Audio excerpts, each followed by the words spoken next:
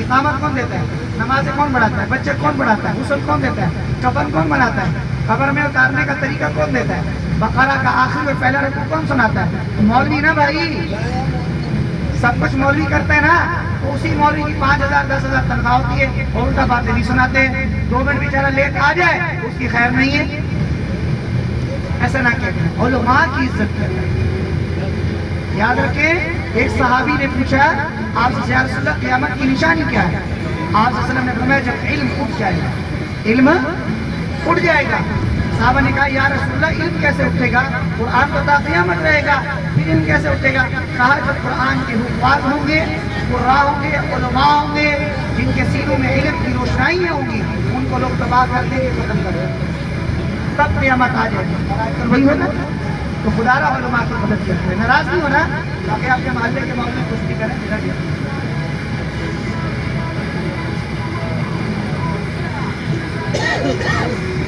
یہ کیا چلا ہے؟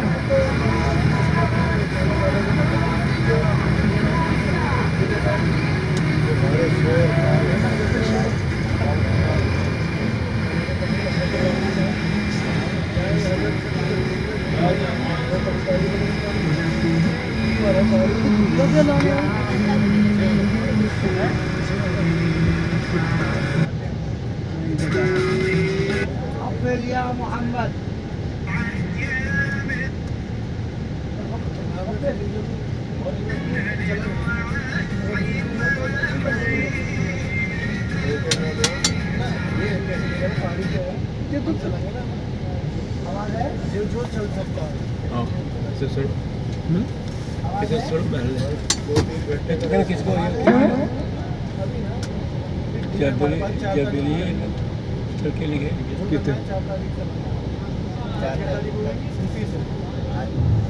جبر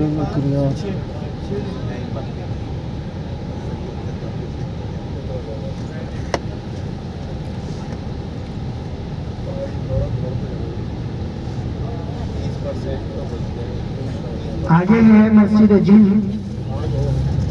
یہاں پر آپ صلی اللہ علیہ وآلہ وسلم تشریف لاتے اور جنات کی کئی بڑی بڑی جماعتیں آتی. آپ صلی اللہ علیہ وسلم کے ہاتھ مبارک پر بیعت ہوتی. آپ صلی اللہ علیہ وسلم ان کو تعلیم پڑھاتے اور مسلمان کرتے. مسجد جن، ٹھیک ہے.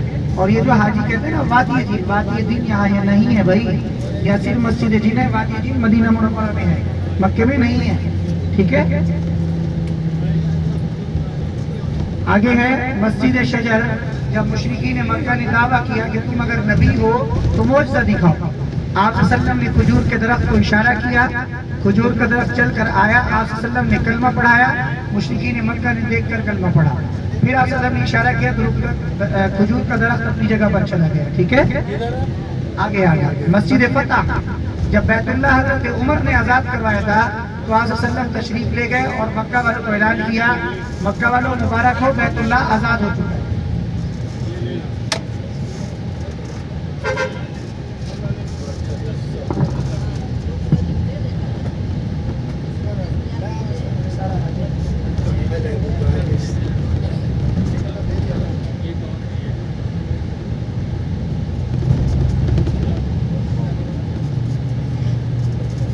سب فاتحہ اخلاص فلق ناس پڑھ لیں.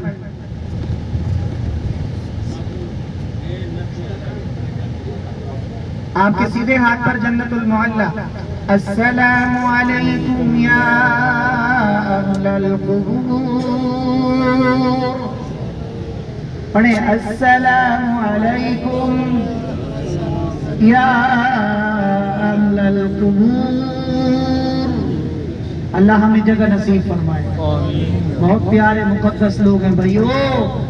جنت المعلی کی مٹی قسمت والوں کو نصیب ہوتی ہے. جنت البقیع تو پھر بقیع ہے نا، ہے مزہ آ جائے. قبرستان میں جاؤ ڈر لگتا ہے، معلی بقیع میں آؤ دل لگتا ہے. آپ کے سیدھے ہاتھ پر مسجد جن، جہاں پر جنات کی جماعتیں آتی، آپ صلی اللہ علیہ وسلم کلمہ پڑھا کر مسلمان کرتے اور ان کو سبق پڑھاتے ہیں. مسجد جن. تھوڑا گاڑی اور سلو کر کے چلو بھیا.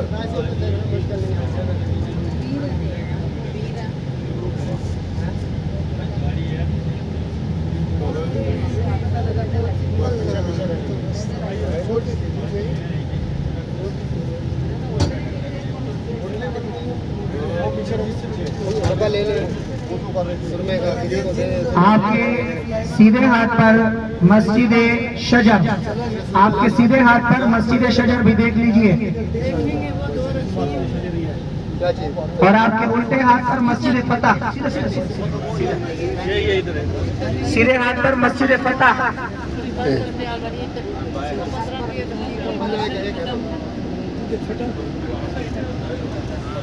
اب ایک چیز آپ کو دکھانا چاہ رہا ہوں میں، پہلے بولے سب سبحان اللہ، الحمدللہ، اللہ اکبر، سبحان اللہ، الحمدللہ، اللہ اکبر، سبحان اللہ، سبحان اللہ، الحمدللہ، اللہ اکبر۔ اب آپ وہ مقام دیکھیں گے جہاں میرے محمد نے اشارہ کیا اور چاند دو ٹکڑے ہوا، پھر سبحان اللہ۔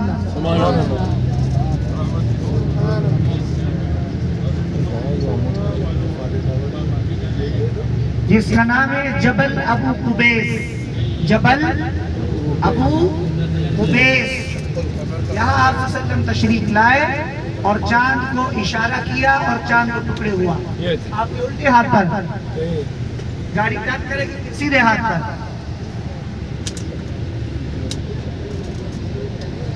صبر صبر، بتاؤں گا، صبر صبر صبر صبر صبر، لازم صبر۔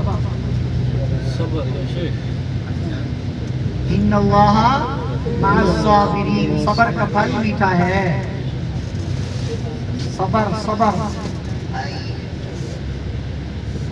یہاں کچھ بھی نہیں ہوتا تھا، یہاں سارے پہاڑ تھے، آپ کے الٹے ہاتھ سیدھے ہاتھ سب پہاڑ تھے، کاٹ کے سارا حرم، ماشاءاللہ حرم یہاں تک آ گیا، دیکھیے سب کاٹ دیا،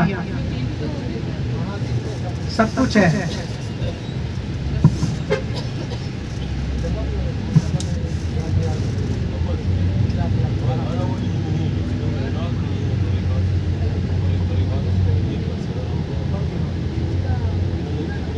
آپ کے سیدھے ہاتھ پر ایک پہاڑ ہے جس پر سوکھا سا جھاڑ کا درخت ہے، دیکھیں جھاڑ ہے، پہاڑ پہ بڑا پہاڑ ہے، سوکھا سا جھاڑ ہے۔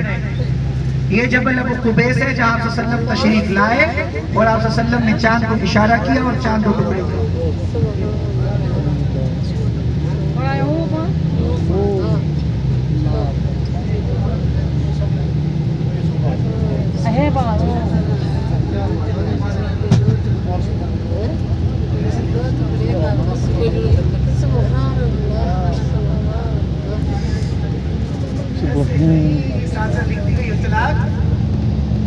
ابھی دیکھیں یہ پہاڑ ہے سوکھا سا جس پہ جھاڑ ہے، یہ جبل ابو قبیس ہے۔ بھائی یاد رکھیں، لوگ کہتے ہیں کہ آپ صلی اللہ علیہ وآلہ وسلم کی پیدائش جو ہے نا وہ مدینے میں ہے۔ سنیے، آپ صلی اللہ علیہ وسلم کی کوئی پیدائش مدینے میں نہیں ہے، پیدائش بھی مکہ ہے، بچپن بھی مکہ ہے، لڑکپن بھی مکہ ہے، ٹھیک ہے۔ آپ صلی اللہ علیہ وسلم کی پیدائش کسی پہاڑ کی دوسری جانب ہے، اور کمرہ بھی آج تک موجود ہے۔ اماں حلیمہ بھی اسی کمرے میں تشریف لائی، آمنہ بھی اسی کمرے میں تشریف لائی، مکہ کی عورتیں بھی اسی کمرے میں دیکھنے آئیں، آج تک موجود ہے۔ ابو جہل حمام کے سامنے کمرہ ہے، ٹھیک ہے، مکتب محمد الرسول اللہ لکھا ہوا ہے، ٹھیک ہے۔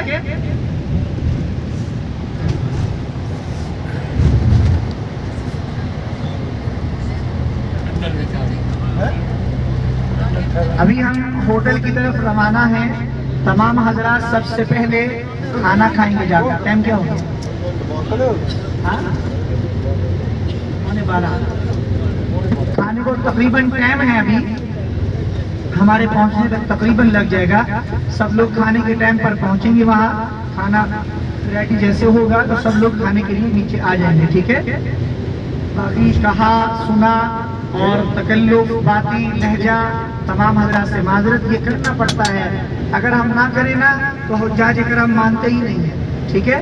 برائے مہربانی آپ تمام حضرات سے معذرت۔ باقی میں نے کوئی ایسی بات کی ہی نہیں کہ جس کو بہت زیادہ غصہ آیا ہوا مجھ پہ، اور آیا ہوا بھی ہے تو کوئی بات نہیں، خیر ہے، بڑے لوگ غصہ کرتے ہی ہیں، ہم غریب ہیں، تو آپ تمام حضرات سے تہ دل سے معذرت، بہت بہت معذرت، اور دل کی اتحاد گہرائیوں سے محبتوں سے آپ تمام حضرات کا مشکور ممنون ہوں. محبتوں کا اللہ اضافہ فرمائے, محبتیں برقرار رہیں.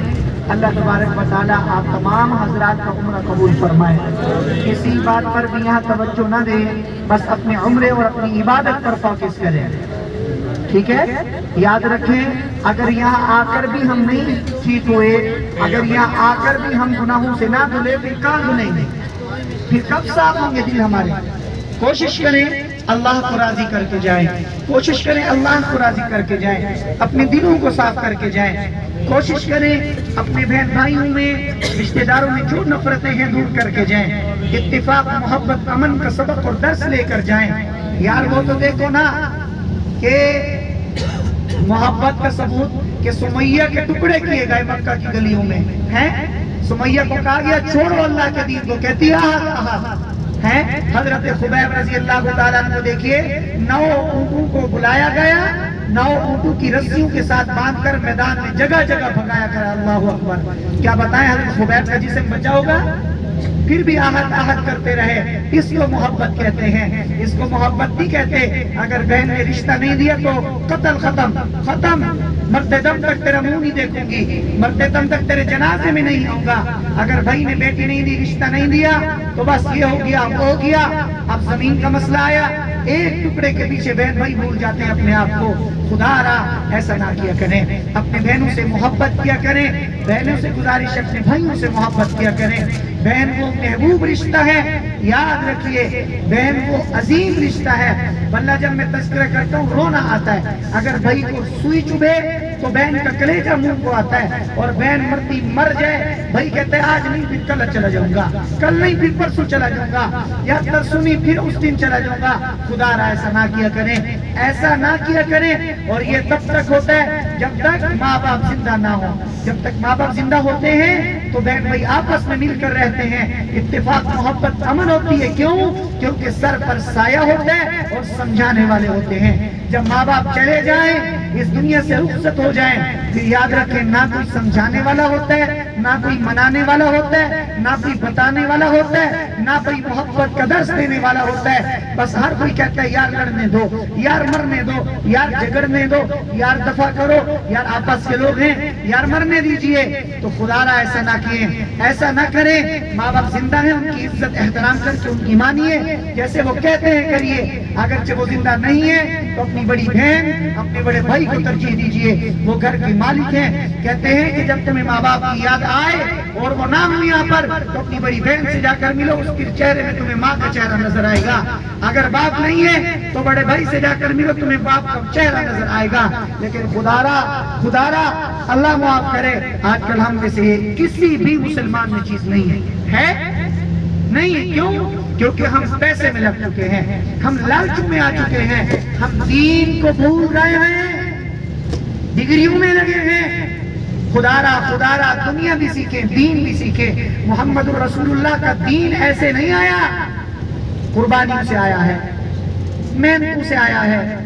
یار میرے محمد کو تو دیکھیں, طائف کی گلیوں میں پتھر کھائے, پاؤں مبارک شہید ہو جائے ہیں. حسین کو دیکھیں, حضرت حسن کو دیکھیں, حضرت زینب کو دیکھیں, ام کلثوم ہے, ام رقیہ ہے, بیوی فاطمہ ہے, حضرت علی ہے. ان کی قربانی یاد نہیں آتی. خوف خدا کریں, اللہ سے اپنی ہدایت کی دعا مانگیں. آخری بات, ہم ہوٹل پہنچنے والے ہیں. کل انشاءاللہ العزیز رات کو میں رہوں گا ہوٹل میں. کل انشاءاللہ العزیز 8 بجے, 7:30 سے 8 بجے تمام کے تمام حضرات ریڈی رہیں گے, اپنا احرام ساتھ رکھیں گے. انشاءاللہ العزیز وادی طائف سے ہم تمام حضرات احرام باندھ کر بڑا عمرے کی نیت کر کے عمرہ کریں گے. بولیں انشاءاللہ. ٹھیک ہے, آج کی زیارت جو تھی وہ آپ کی ہمارے ساتھ تھی. ایک ہم نے آپ کو پیکٹ بھی دیا, اور ہم نے ایک دلی طور پر آپ کی خدمت کے لیے بھی یہ کیا. کل انشاءاللہ وادی طائف کے لیے روانہ ہوں گے.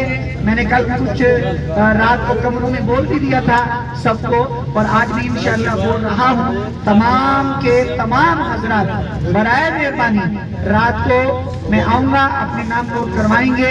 تمام حضرات کمرے میں رہیں گے. اور انشاءاللہ کل 8 بجے گاڑی پہنچے گی اور ہم سب کے سب طائف روانہ ہو جائیں گے. ٹھیک ہے؟ طائف کا عمرہ ایسا ہے جیسے ہم نے انڈیا سے آ کر کیا بڑا عمرہ میقات کا.